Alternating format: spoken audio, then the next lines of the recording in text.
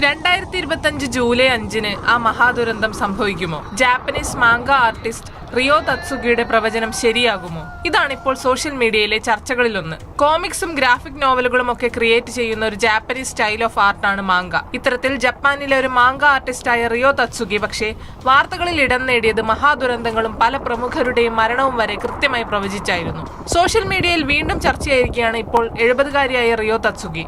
കാരണം എന്താണെന്നല്ലേ? 2025 ജൂലൈ 5-ന് പുലർച്ചെ 4:18 ജപ്പാൻ ഫിലിപ്പീൻസ് മേഖലയിൽ സുനാമിക്ക് സമാനമായ ഒരു വലിയ പ്രകൃതി ദുരന്തം സംഭവിക്കുമെന്നാണ് തത്സുഗിയുടെ ഒടുവിലത്തെ ഇലസ്ട്രേഷനും പ്രവചനവും.